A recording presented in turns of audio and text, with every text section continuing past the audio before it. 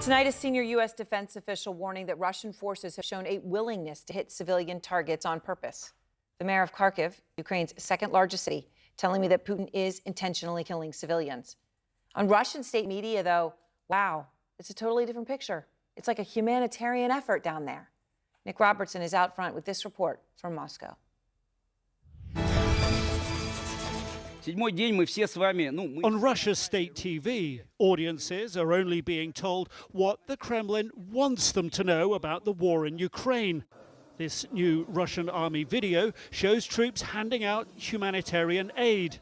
They claim Russian forces are giving civilians safe passage from the fighting, a message reinforced in President Putin's latest state TV speech. Our military have provided corridors in all areas of combat action. The terrible reality the rest of the world sees: shelling of civilians, suffering, death and destruction, never gets aired on Russian state TV. And many Russians believe their government that the war was forced on them by Ukraine, backed by NATO. I know the truth. This was a forced measure on our side. After what Russia went through in World War II, it's madness to believe we want war. I see what's on TV when I'm getting ready for work. We try not to get too involved in it because we've got enough of our own problems. Some do care enough to reach beyond state TV, but even then, they're not convinced by what they see. Yes, I have heard that some civilians, even children, have died, but I'm not sure I can believe it because there is fake news. They are making money. Obedient anchors on state TV never question the Kremlin's version of facts and reinforce its tropes about denazification. No mention that President Zelensky is Jewish or Russian missiles killed civilians near a Holocaust memorial in Kyiv. Even so, some mostly younger Russians see through their government's lies, get their news from friends, independent and social media. Almost all of us are understanding this thing, that there is a lot of lie around. So we do not know what's happening. I think this is a crime, an aggression against a neighboring country. Our government invaded, now they are killing people. It's awful. What can we think about it? Normal people understand everything, but we can't do anything. Because we're afraid, like everyone else. The government is so worried independent media could challenge their narrative. In the past few days, it shut down 2 outlets and is right now preparing a law that would criminalize what it calls fake media. It could carry a maximum 15-year jail sentence. Despite the Kremlin's best efforts at controlling the narrative, many Russians have taken to the streets, angered by Putin's war. More than 7,500 people arrested so far, including this elderly lady at a protest in St. Petersburg Wednesday. And no surprise, this video has yet to be shown on state media.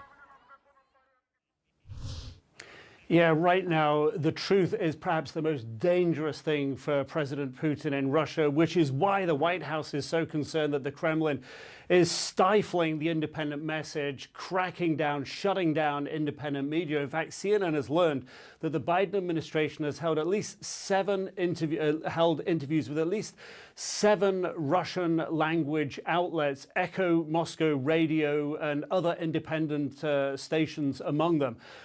Echo Moscow Radio was one of those shut down in the past couple of days. TV Rain was another. I spoke just a few weeks ago with the anchor there. She said that every day they knew they were living on borrowed time. Well, that borrowed time's up because the Kremlin's shutting them down because they cover the protests, they cover and try and cover the facts. And now we know and see what's happened to them. Aaron? Nick, thank you very much. And I want to go now to Mike Latovka, who fled his home in Kharkiv and traveled for more than 30 hours to a safer location for now in western Ukraine with his family and his girlfriend. And Mike, I so much appreciate your time. I have to imagine it's hard for you to hear a piece like you just heard.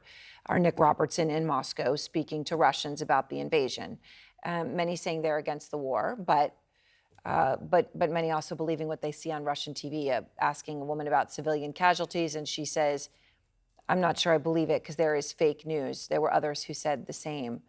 Mike, what do you want the Russian people to know? The main thing I'd love people to know is that their country is obviously the aggressor. There's no such thing as a military operation that they're being told. There is no such thing as countries or nationalities here, Russian-speaking people who need to be saved. This is absolutely clear even from my personal experience. My girlfriend's father lives in Russia, and in this situation, he wants literally nothing to do with supporting her or her mom and her sister, who are right now under fire in Kharkiv, which is being constantly bombarded. Kharkiv right now is like the Stalingrad of that time. And the pressure of the media in Russia is so strong that people who are actually from here, they're from Ukraine, they go there, and after living there for some time, they assimilate and they just take everything at face value. It's so strong that in fact, my girlfriend reached out to him just for financial support in this case. She didn't reach out to him with some kind of proof that, okay, this is what you're doing is wrong. She just said, like, look, we have a military situation here, we have a war, and can you help us in some way, at least financially? He said, to quote it directly, helping you financially will be considered treason here. And that was the end of the conversation. It's very sad that this is dividing people so much in this way.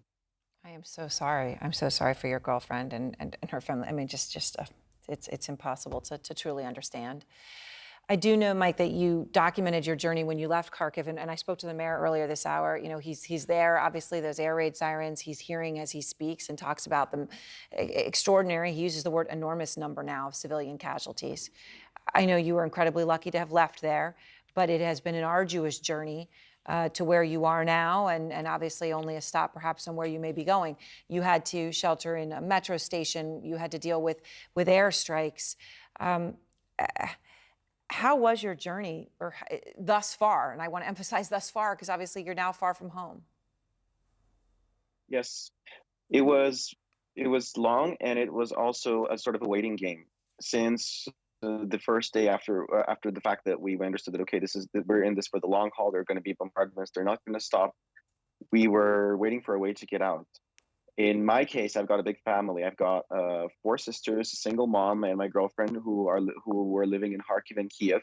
Some in Kharkiv, some in Kiev. Both of these places are really melting pots right now. And if Kiev is kind of still holding its own, it seems that Russia is purposefully trying to make an example out of Kharkiv by just bombing everything possible there. They don't even care. They're not even trying to show that they're bombing strategic units. So essentially, on the second day, we were just waiting for a way to get out because we'd already been sitting in bomb shelters and the metro for some time. And luckily for me and my family and some other people who were in Kharkiv, a friend of mine gave me a contact of an IT company that was to do an evacuation effort from Kharkiv. They sent a few buses there, and we were able to go down through a previously checked and more or less safe route. We went down south to Poltava, and then through a few other cities, which I would prefer not to give away right now, just could be sensitive information. But eventually, we made our way to Western Ukraine, to Lviv Oblast, and we are currently here with my family and contemplating. As for the girls, we're contemplating the ladies if they will continue going on further. One of my sisters has already gone on further, and she's at this moment, as we speak, on the border with Hungary, if I'm not mistaken, and my other 2 sisters could be close to follow them, together with my mom and my youngest sister, who is only 5 years old. At this point, I would not be able to leave the country, even if I wanted to, because there is a mandatory conscription, and men between the ages of 18 and 60 cannot leave. Plus, while I'm here, I do believe that there is use that I can bring here, mainly with information and logistics. Right. Well, gosh, you are in my thoughts, as is everyone in your family. And your girlfriend, I know it will be so hard for you if they leave, but of course, may indeed be the right and the safest thing to do. Thank you so much. I appreciate your time. And next, this is like the main thing I suppose I'd like to add, just if I could, to finish up. Any effort that can be done is helpful. And if there are people who are just around the world who have even a free spare minute, they can reach out and they can join. Kind of companies around the world. We're so happy to hear that many of them have taken this effort to stop business with Russia, even at the expense of maybe some losses. We're really sad to hear that some companies like Coca-Cola and other respected ones that I used to really look up to are not following this effort. But we really urge them to. This is a way that you can actually help Ukraine directly. And you can also help with these efforts that are being taken with IT to DDoS some of the infrastructure there. I really appreciate being able to get this across, and thank you so much for helping us share our story and giving Ukraine a voice.